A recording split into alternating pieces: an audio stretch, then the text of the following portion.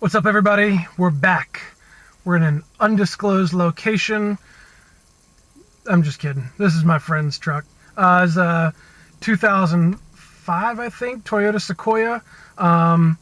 Did a quick little install over the weekend, and I claimed it's the last truck I'm working on, the last vehicle I'm working on, outside of changing the oil in my own cars. But the last vehicle I'm going to work on, because I'm getting back on the Pepper, I'm getting back on this 54 frame swap.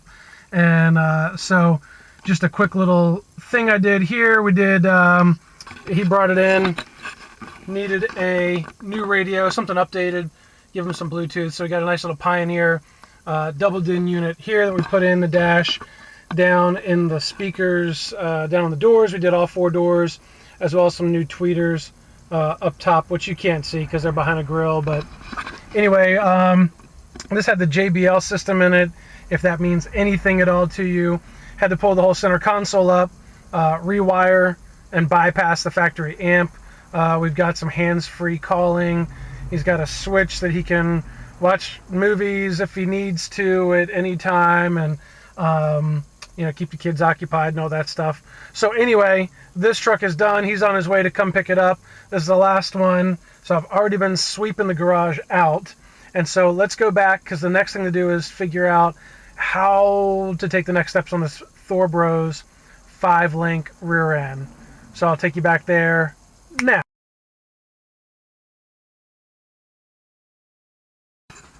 We have a bird's nest on top of our garage door opener. So it happens in the wintertime, I guess. The little light bulbs stay on, they get warm, they like being up there. But if you look back here, we've got all the stuff, all the makings of truck chaosness. So I swept out this side. My wife is out running another triathlon. She's crushing it, setting the PR. So proud of her. But that means I've got an open bay on this side. So I'm going to pull some of this stuff out, kind of get set up, cleaned up. And what we've got here on the back that I need to figure out, we started our C-notch on this ThorBros 5-link rear end. So we started the C-notch. I got the axle over here with the rear plate connected. So I've got to double check that everything's in the right spot and side, and then flip it around. But I'm going to pull out in this big box down here. We got the rest of the parts. So I've done a little bit of painting, but you can see by the pollen that it's just coated. It's just coated with pollen. So I got some parts there. I've got some parts right here. And so I just need to pull it all out while I've got this bay area available. So let's go ahead and do that. We'll kind of plan it out, figure out what needs to happen next, and get this project back on the road. Come with me.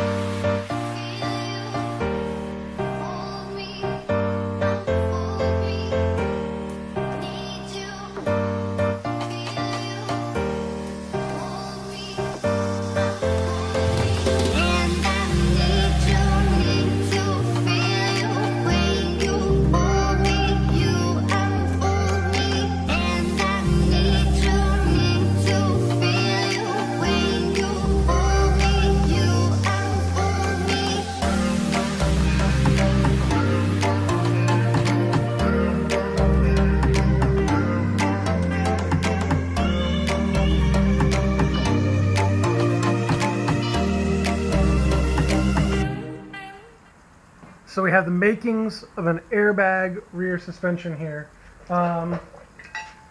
These are the front brackets, the relocation brackets for the shocks up front. So if you saw any of the previous videos, we got the bags in, we got it articulating up and down. It's doing its thing right now. We still have to come back and weld these on now that we've got my friend's real welder. Yeah, I'm still holding on to that welder. It's been like 5 months, but he hasn't needed it. So we've got the wishbone. This is part of, I guess, the 3-link piece. So this will set up on the front cross member and then back on the axle, just over top of the differential, and move up and down as the suspension travels. These guys, I'm pretty sure, hook into the old leaf spring brackets. That the one instruction that this comes with is move the bracket back 8 3/4 inches. That's the instructions that are offered with this whole kit. So this, I believe, hooks in on the front one. You've got an adjustability piece on the back for the proper set. My assumption is I'm gonna mock these up, make sure that they're both at the same length, and then be good to go. Move here to the next piece. So this sets on the shock, on the axle, excuse me. This is going to set on the axle and get welded on. I believe this rear part is for the rear shock to mount to. And what I've got to check and figure out is if this is going this direction or if it's going to be facing the front of the truck with the shocks in front. I'm not sure, because the only other instruction we have is a picture that's on the website for sale. I feel like I'm crouching down to get myself in the video. Anyway, I'll sit back up. So that's there. Then we've got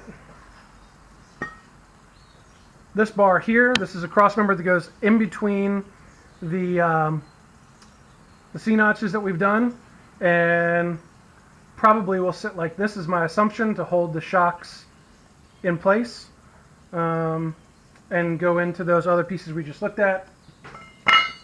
Then we have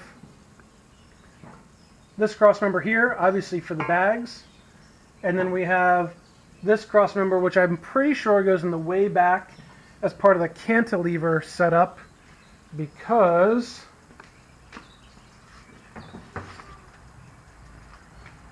I think that's what these guys hook into. These guys, that you can't see because I'm not doing this angle justice. Anyway, I got 2 of them. There's lots of pieces, parts. Lots of parts. Now, in defense of ThorBros, I gave a thumbs down earlier on a piece of pipe. That's not because of his stuff. That's because I unfortunately have left this box in a spot, in a cardboard box that's gotten a bunch of water soaked up through it and just sat on those things. So my next goal is going to be to grind down or sand down or whatever I need to do, wire wheel off all of these parts and get them at least coated with some paint. That way they're somewhat protected. The spots that I know I've got to weld, I'm going to hit with the same weld through primer like I've got on the C-notch here, and that way I can tack it in up here or whatever the case is needed. So prep work for today, because I'm just trying to get started back on this project. It's killing me, it's nagging me, but I'm pushing everything else aside for as long as it takes, because I want to get this truck on the road. So I'm gonna set it up and get myself in a good spot to keep this project rolling along. So thanks so much.